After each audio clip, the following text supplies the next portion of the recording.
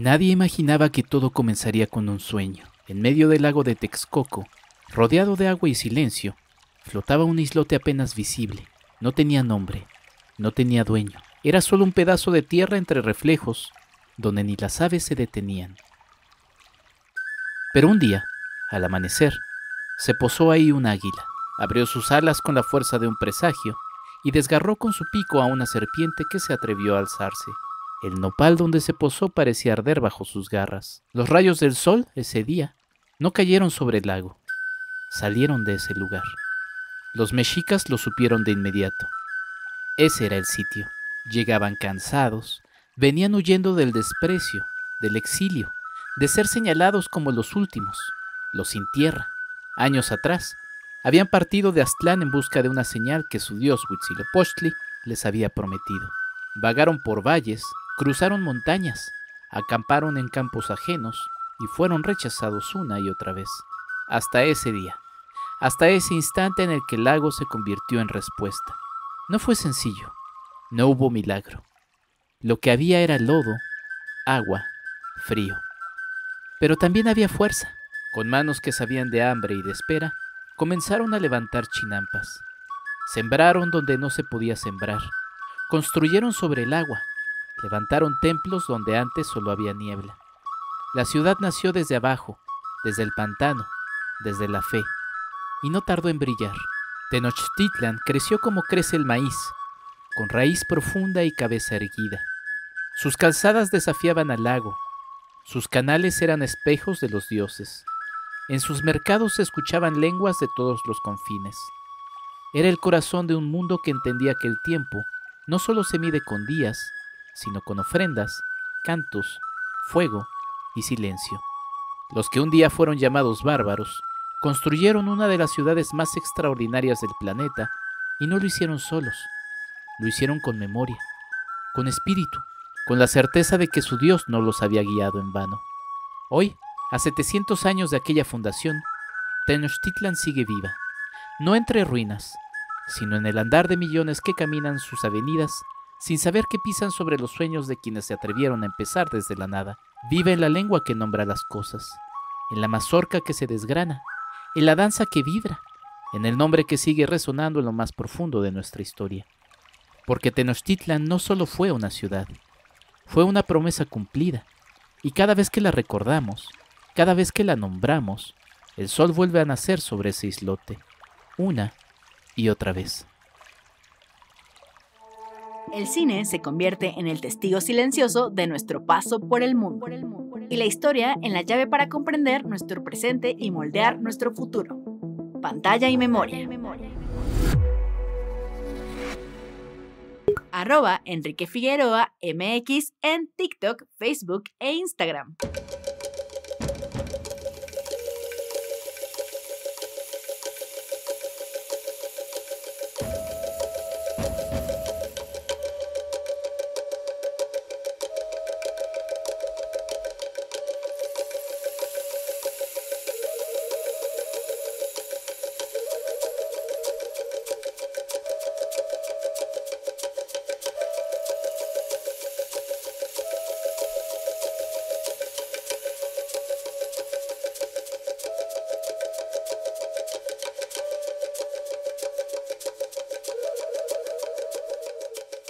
Muy buenos días, tardes o noches, bienvenidos a un episodio más de este Pantalla en Memoria.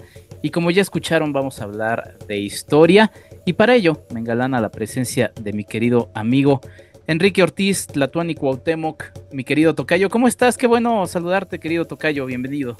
Gracias por la invitación, un gusto estar contigo, estimado. Oye, pues vamos a empezar a hablar de distintos temas, querido tocayo, porque en este 2025 se presentan distintos aniversarios y uno muy recientemente que conmemoramos en México fue el de los 700 años de la fundación de la entonces México Tenochtitlan, hoy Ciudad de México. Entonces de alguna manera lo consideramos el cumpleaños número 700 de la Ciudad de México.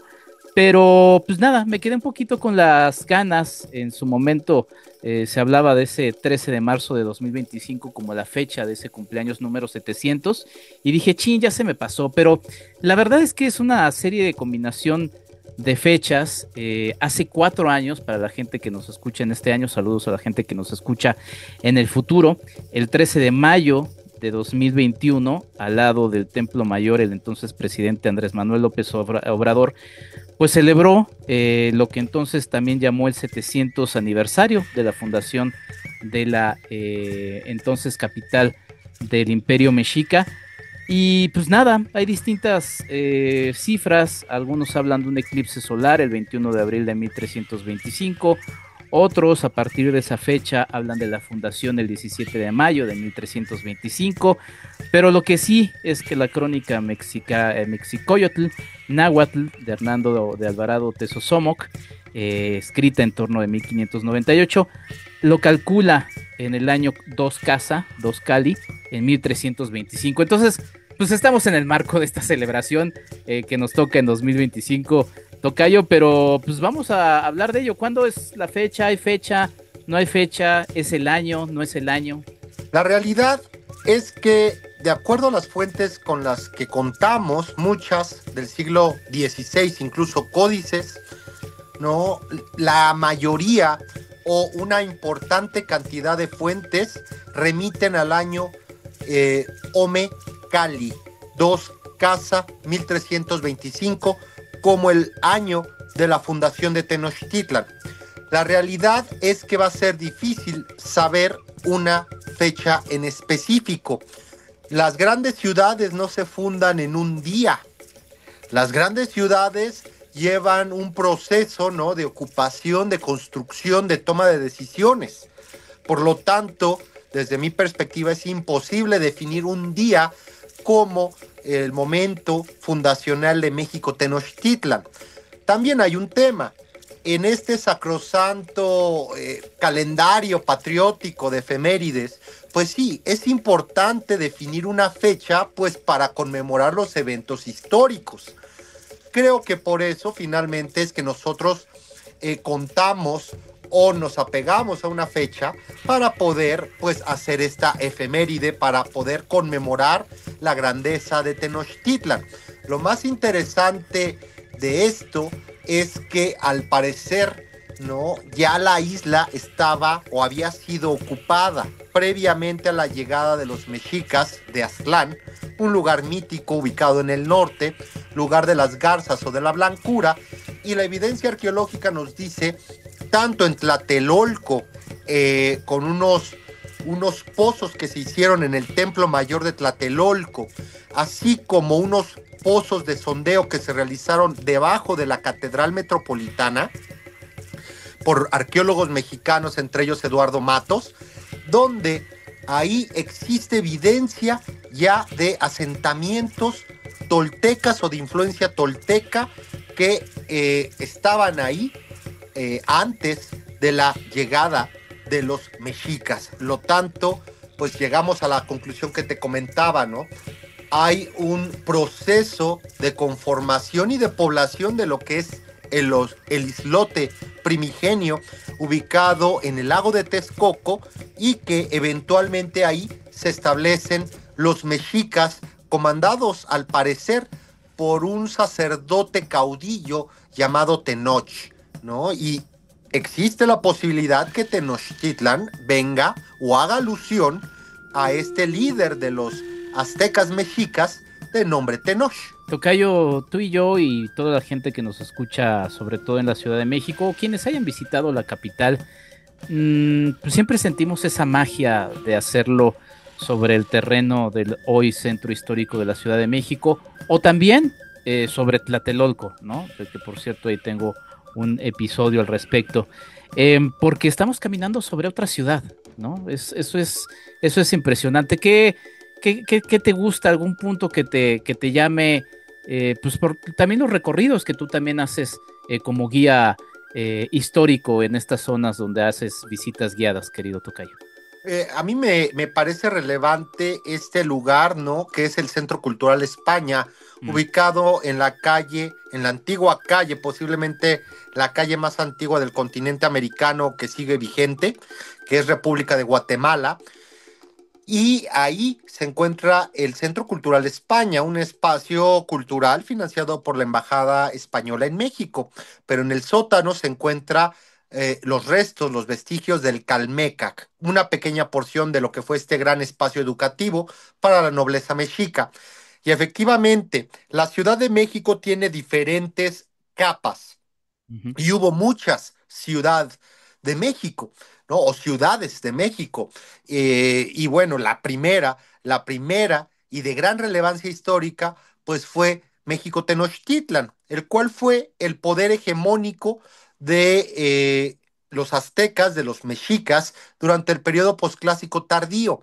Y sobre las ruinas de una Tenochtitlan devastada por la guerra, después del sitio que encabezó Hernán Cortés de finales de mayo al 13 de agosto de 1521, donde después de esta guerra y durante los combates, todo va siendo destruido sobre las ruinas de la antigua capital imperial mexica, se construye la Ciudad de México de los conquistadores, ¿no? A partir de 1523, 1524, se empieza a hacer la traza y se empiezan a construir los edificios de relevancia, entre ellos la primitiva Catedral de la Ciudad de México, el Palacio de Hernán Cortés, ubicado donde actualmente se encuentra Monte de Piedad, el Hospital de Jesús, el cual sigue en funcionamiento después de 500 años y es uno de los más antiguos del mundo. Y bueno, esta ciudad de los conquistadores estaba fortificada, los palacios estaban fortificados, tenían torres, tenían portones pesados, tenían diques, ¿no? Porque tenían miedo de que los indígenas se rebelaran y los atacaran. Incluso había pasos de ronda y colocaban guardias, centinelas, incluso pequeñas piezas de artillería en estos lugares, ¿no? En los techos, en estos fortines. Sin embargo, esa ciudad, con el paso de las décadas, de los años, también desapareció para darle pie a una ciudad ya sin miedo, una ciudad renacentista, donde los hijos de los conquistadores y los españoles que llegaron después de la conquista entendían que ya no iba a haber un levantamiento indígena de importancia y entonces se enfocaron en hacer más agradable la vida dentro de sus viviendas y palacios, ¿no? Más un estilo renacentista, no un estilo fortificado, medieval, un tanto obscurantista. Y así, subsecuentemente, pues hay muchas ciudades de México a través de los siglos. Difícil entonces a partir también de esto que mencionas, Tocayo. Digo, existen mm, trazos originales de lo que eran las avenidas o algunas de las avenidas de aquella México Tenochtitlan, pero, pero entonces diríamos que son exactamente los 700 años de lo que es hoy la Ciudad de México, porque finalmente Tenochtitlan cae, ¿no? En el siglo XVI, inicios del siglo XVI, y como bien dices, la Ciudad de México, pues vamos teniendo distintas ciudades de México, o sea, podemos hablar de 700 años de la fundación de esa entonces ciudad, pero 700 años de, ya hablabas también de los anteriores asentamientos que inclusive antes de los mexicas estuvieron ahí. Sí. No, la realidad es que desde mi perspectiva, Tenochtitlan forma parte de la Ciudad de México, ¿no? Podremos afirmar entonces que la Ciudad de México tiene 700 años de antigüedad, al menos, ¿no? Al menos por estos asentamientos toltecas de los cuales ya hablamos. Y claro que sí, es parte de los capitalinos, parte de los chilangos, parte de lo que es la larga historia, pues de esta ciudad, que sin duda alguna es uno de los epicentros culturales y artísticos del mundo, una de las ciudades con mayor cantidad de museos del mundo y obviamente un lugar entrañable que tienes que visitar, ¿no? Si bien si vives en algún otro país del mundo. La realidad es que esta riqueza de diferentes etapas históricas, etapas constructivas, pues es lo que hacen única a la capital de nuestro país. Sí, sin duda alguna. Me compartías uno de tus espacios favoritos, yo te comparto uno de los míos, obviamente, pues el Templo Mayor, pero saliendo del Museo del Templo Mayor, esa fotografía que es en primer plano las ruinas del Templo Mayor, en segundo plano la catedral y en tercero ahí asomándose la torre latinoamericana que habla justamente pues de estos tres Méxicos y pues de las distintas ciudades de México, inclusive en una capital que se sigue transformando. Pero tocayo, pues como ya lo mencionábamos, recién estrenas un libro que se llama La Conquista para gente con prisa. Esto nos va a llevar al final de la entrevista, que es otro de los aniversarios que se conmemoraron a inicios de este 2025. Pero pues vamos a hablar precisamente también del tema de la conquista. ¿Cómo agarrar este monstruo que está lleno de mitos, tocayo? Porque pues entre que Moctezuma piensa que Cortés era Quetzalcóatl, entre que la conquista fue rápida y los españoles eran invencibles, que los mexicas perdieron porque no conocían la guerra moderna, que la conquista fue pues, únicamente obra y magia del señor Cortés, y que bueno, los mexicas pues eran despiadados y que por eso merecían ser conquistados.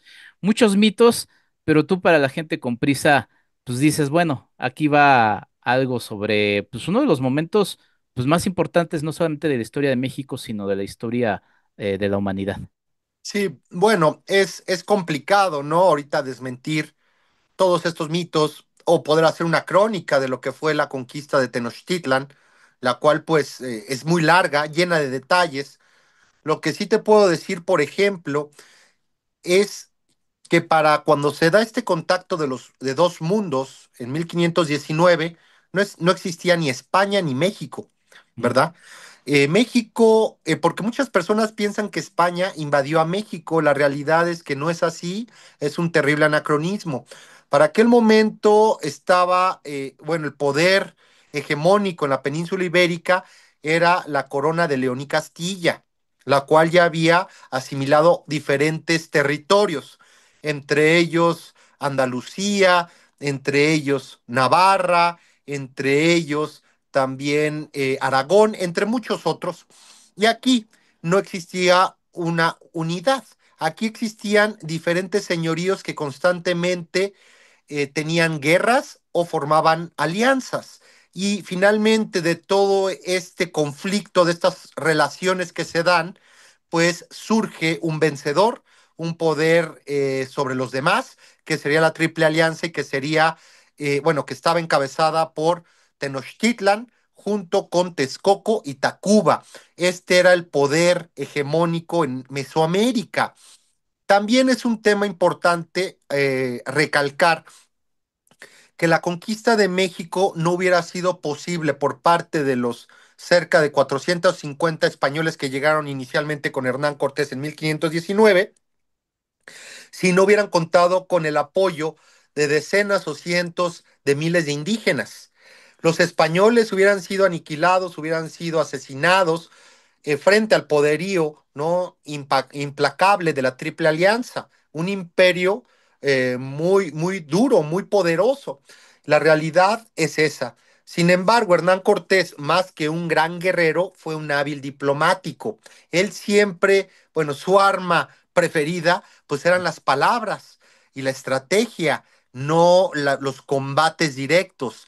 Y él de inmediato se da cuenta que esta gran estructura que es la Triple Alianza encabezada por los mexicas tiene fisuras y estas fisuras es el odio que le tienen los pueblos subyugados a los mexicas. Y de inmediato cuando llega a los arenales de Chalchihuecan, allá el 21 de abril de 1519, pues él empieza a trabajar con los grupos zempoaltecas de Quiahuistlan, de Zempoala, para convencerlos que se unan a su causa porque él es el gran liberador, él es el gran representante del monarca europeo. Y de esta forma, de una manera muy hábil y obviamente teniendo como apoyo a personas destacadas, entre ellas Doña Marina, persona políglota, muy astuta, inteligente, que le permitió comunicarse con muchos de estos grupos, logra una alianza formidable que finalmente acaban derrotando a Tenochtitlan en 1521. ¿No? Entonces los españoles no eran superhombres, los españoles no es el factor, digamos, decisivo en el combate frente a frente o uno a uno. La realidad es que lograron tener el apoyo de varios señoríos y de esta forma obtener la victoria. Tocayo, recientemente, digo, has estado haciendo distintas presentaciones de tu libro, que la verdad es que, a ver, y vamos a hacer una pausa. El tema de las ilustraciones me parece una edición muy bonita, ¿no? Que además también está enmarcada en un bonito color caqui, ¿no? Como si fuera una especie de códice, ¿no? Cuéntanos un poquito cómo fue este trabajo, porque la verdad es que la edición es muy bonita, la Conquista para gente con prisa, editado por Planeta de Tlatuani Cuauhtémoc. Bueno, es que este libro, ¿no? Este libro, como bien lo dice su título, es para gente con prisa, gente que de repente no tiene la paciencia o el tiempo para poder leer una obra escrita en el siglo XVI, pues de alrededor de 800 o 1000 páginas, ¿no?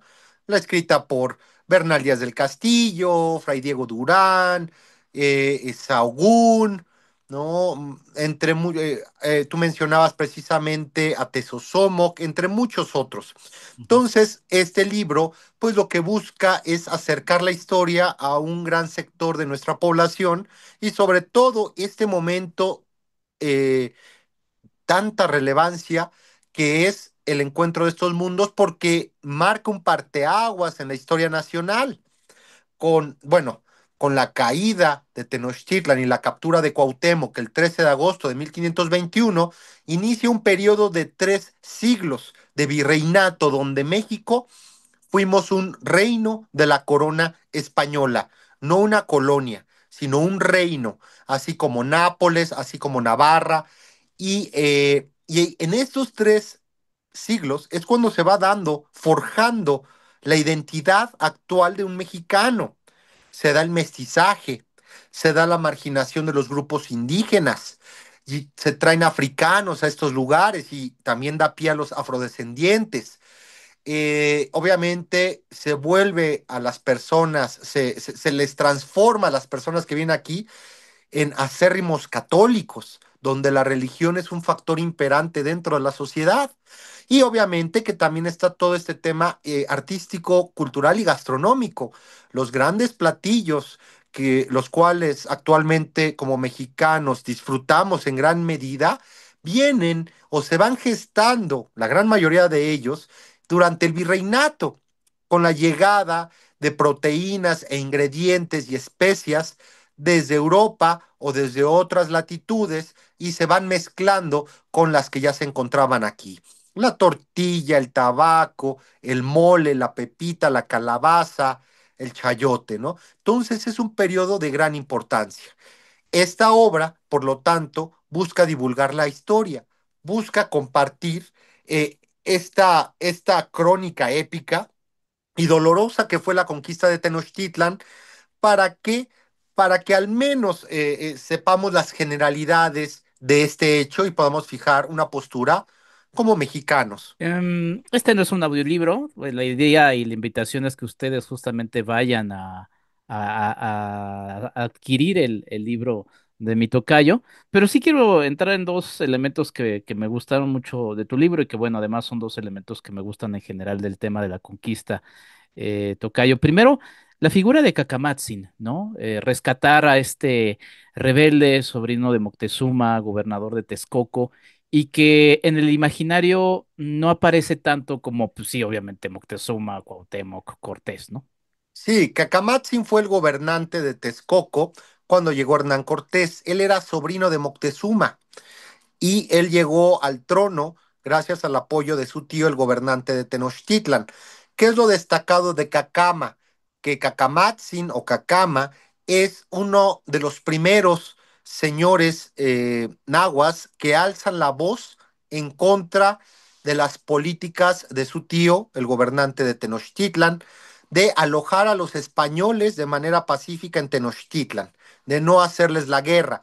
Cacama se percata que son personas muy ambiciosas, que traen una religión que es intolerante, ¿no? No es, no, es de un solo Dios, no es de varios dioses, de un panteón sagrado. Y Cacama trata por todos los medios de convencer al gobernante de Tenochtitlan que hay que atacar, hay que acabar con estos recién llegados. Lamentablemente para Cacama, Moctezuma se mantiene firme en cuanto a su decisión de mantener la paz con los españoles y el propio Moctezuma es el que le confiesa a Hernán Cortés que su sobrino, el gobernante de Texcoco, está conspirando en contra de los españoles. se le llama, llega a Tenochtitlan y ahí se le carga de cadenas, se le carga de cerrojos y se le pone en prisión, ¿no? Curiosamente, para ese momento ya Moctezuma también es un prisionero de los españoles y a pesar, ¿no? Y a pesar de que en aquel momento tal vez hubiera podido revertir esta situación lamentable en la que se encontraba Moctezuma, pues decidió no hacerlo. Y finalmente creo que el mantenerse firme frente a los hechos, ¿a qué hechos me refiero? Pues a la matanza de Cholula, encabezada por Hernán Cortés, a la batalla de Centla, realizada en contra de los mayas chontales a mediados de marzo de 1519, y a todas luces de que Hernán Cortés estaba levantando a diferentes señoríos en contra del poder hegemónico mexica, Moctezuma decide mantenerse en esta postura y finalmente pagaría con su vida por ahí del 29-30 de junio de 1520, porque muere en circunstancias muy misteriosas y posiblemente nunca sepamos cómo fueron sus últimos minutos. Ahí está algo sobre Cacama o Cacamatzin. Y el otro episodio que siempre me ha llamado la atención, Tocayo, y que inclusive también pues se ha vuelto como parte de estas frases que como mexicanos ya tenemos, inclusive hasta de una manera, ¿cómo decirlo?, motivacional, ¿no? El quemar las naves. Existió esto, quemó Cortés las naves en las que llega de la hoy Cuba para llegar a la hoy Veracruz para que pues los que venían con él no se regresaran. ¿Qué sucede con estas naves? ¿Si se las trae, las arma? Cuéntanos un poquito de este No las momento. quema, no las quema, las barrena. O sea que afloja la estructura, daña la estructura del casco de estos navíos para que empiecen a hacer agua, o sea, para que tengan filtraciones de agua. Y esta es la justificación que él tiene, pero reitero, todo premeditado para que estos navíos pues acaben en las playas de enfrente de lo que actualmente es la zona arqueológica de Quiahuistlan, allá en la Villarrica. No las quema por la simple razón de que imagínate que él está aislado en este lugar porque se peleó, acabó muy mal con el gobernador de Cuba y entonces él no puede pedir refuerzos, él no puede ir por provisiones a Cuba, entonces hubiera sido un desatino haber quemado las naves pues con toda la madera, clavos, cuerdas, velas, todo lo que tenían estas naves. Hernán Cortés, muy listo, entonces planea esta estrategia, ¿no? Acaban encalladas las naves ahí en los arenales de la Villarrica y él dice que las naves no funcionan y que como no funcionan, las van a desarmar. Y con esos maderos y con todo eso acabaría haciendo la primera fortaleza europea en tierra firme americana, la cual pues era de madera y de piedras, la cual ya no existe, pero también todos esos clavos, esas cuerdas, esas velas, esos remos, acabarían transformados en los bergantines que sitiarían Tenochtitlan y que finalmente acabarían con la derrota mexica. Entonces no es un mito, no se quemaron las naves. El gran propósito de esto que acabo de comentar, y tú bien lo dijiste, es para evitar deserciones dentro de su expedición y que los españoles, ¿no? Y que los españoles que no estaban de acuerdo en avanzar tierra adentro a encontrar este poderoso imperio, pudieran desertar, tomar las naves y llegar a Cuba, ¿no? Entonces, por eso Cortés toma esta decisión. Sí. Bergantines que ya comentaba Tocayo, se usan en pues sí, una batalla naval, ¿no? Que termina siendo importante para pues uno de los grandes triunfos en aquella conquista de México, Tenochtitlan, y que Tocayo, en el ex templo de San Lázaro, ahí en Venustiano Carranza, hay una placa que dice que justamente ahí estaba el fuerte de las Ataranzas, donde Cortés guarda estos bergantines. ¿Es así o es otro de esos espacios que no se sabe y finalmente a alguien se le ocurrió y ahí se Sí. colocó la placa? Es el templo de San Lázaro, ¿no? Este templo estaba anexo a un leprosario, el cual ya no existe. Mm. A las personas que sufrían de lepra las internaban en este espacio que ya estaba a las afueras de la ciudad. Obviamente que hacían esto para evitar los contagios de esta enfermedad tan terrible, ¿no? Que te carcomía el cuerpo y el rostro.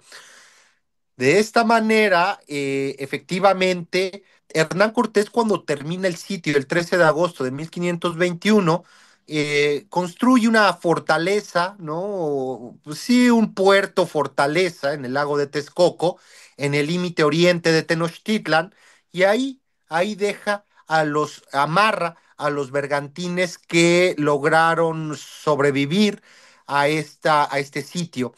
Y las fuentes nos dicen, ¿no? Que ahí se quedaron, se fueron haciendo viejos, el agua empezó a carcomer sus cascos, todo hasta que finalmente se volvieron una pila de escombros y de madera y fueron desechados. Imagínate, ¿no? Que uno de estos bergantines, a Hernán Cortés se le hubiera ocurrido guardarlo en su palacio o guardarlo en algún lugar, no en tierra firme, sacarlo, que no era algo complicado, eran embarcaciones pequeñas, y que pudiéramos ver uno de esos bergantines que hubiera pasado o sobrevivido 500 años y que pudiéramos gozar de esta estructura, de un pedazo de la historia de la conquista.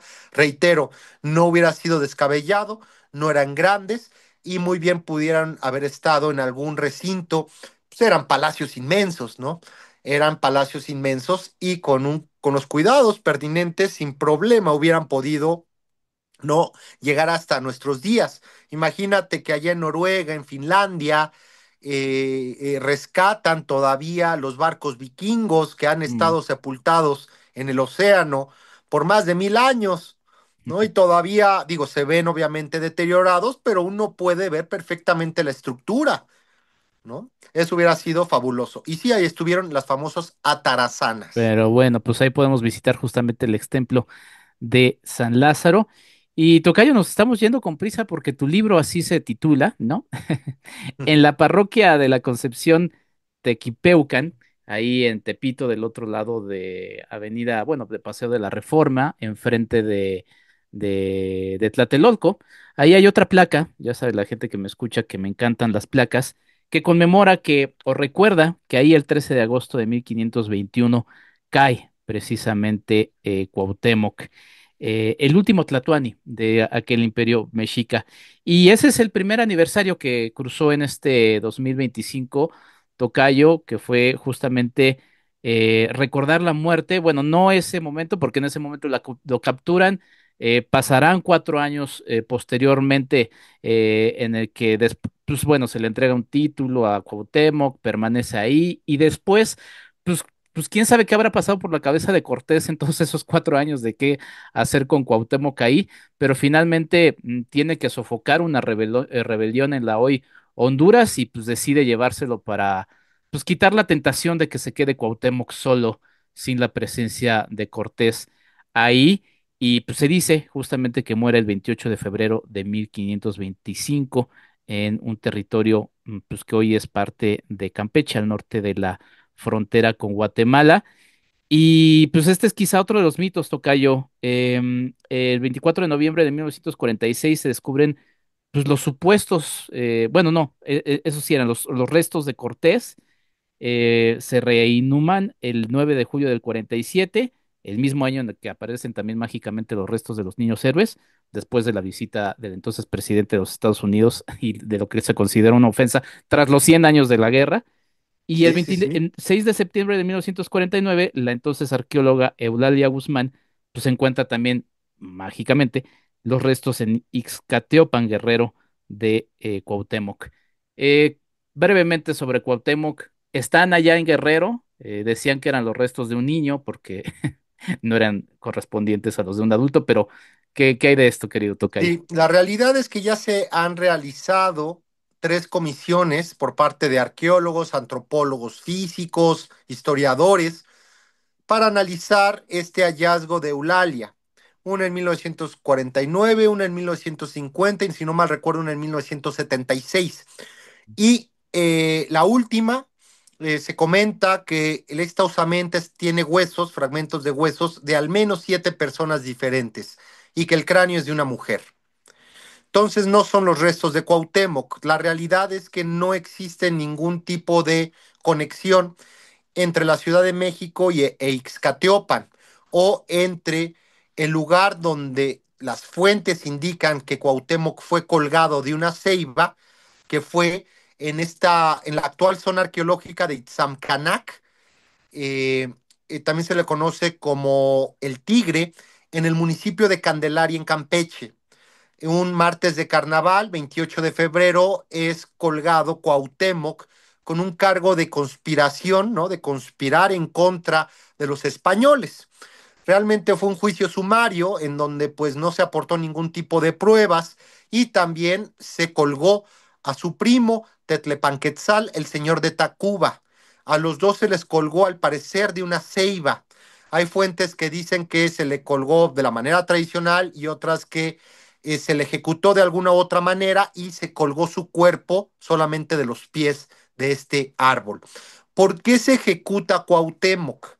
Cuando él pues ya llevaba 4 años viviendo entre los españoles y no había dado ninguna señal de rebelión, ¿verdad? No, en ningún momento él trató de rebelar a los mexicas o a otros grupos indígenas en contra de Cortés y sus españoles.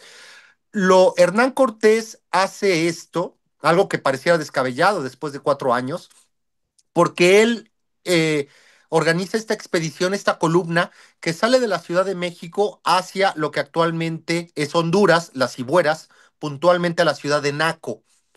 Y una parte de la expedición va en barco y otra parte va a pie.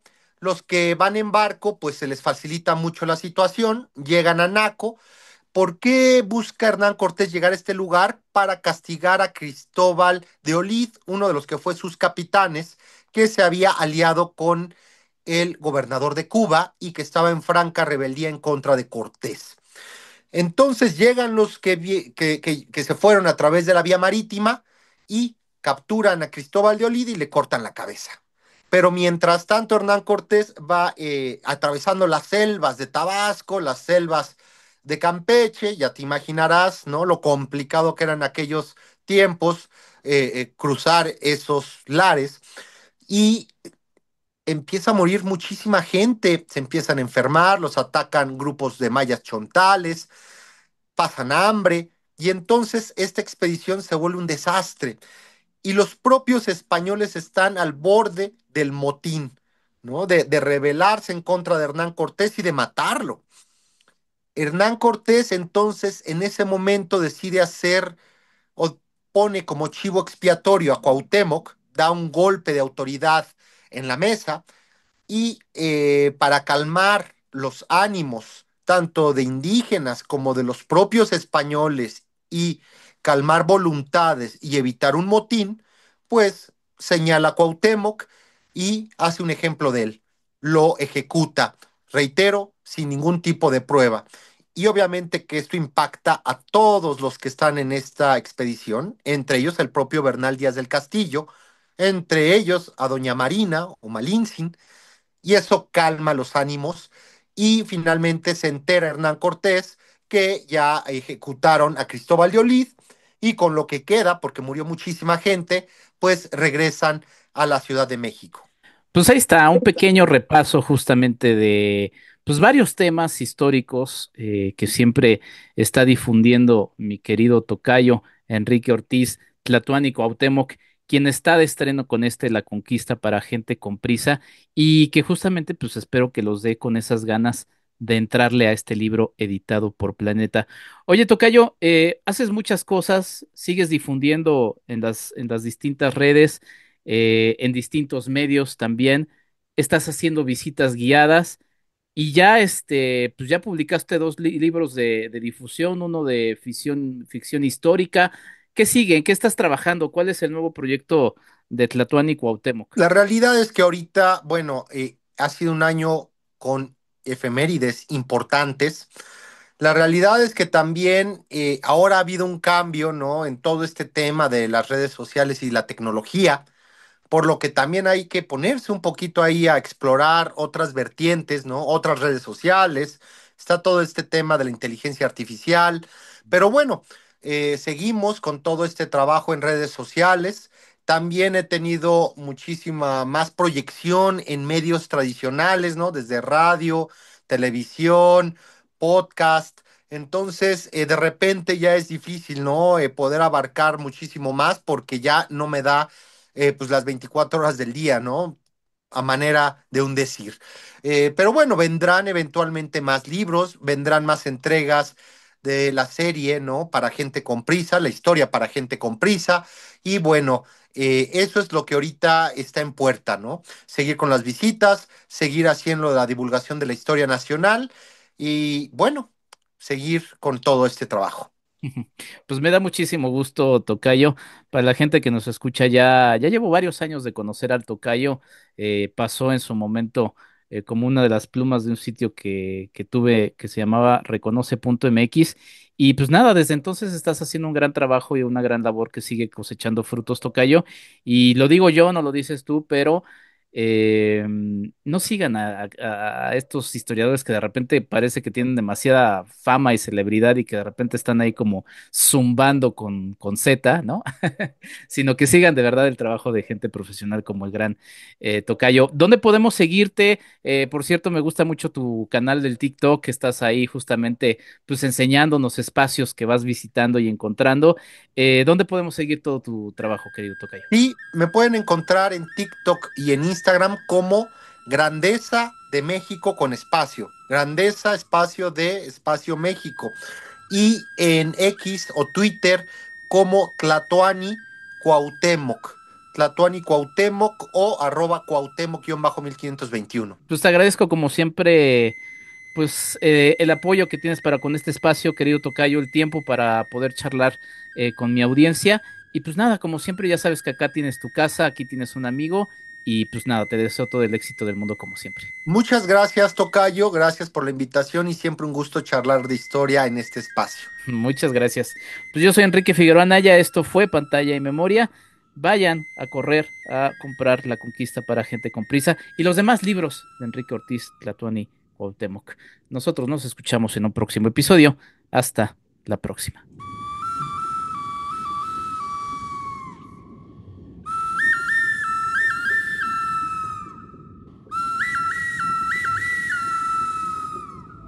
Pantalla y Memoria. El arte de recordar a través del cine. Un podcast de Enrique Figueroa MX.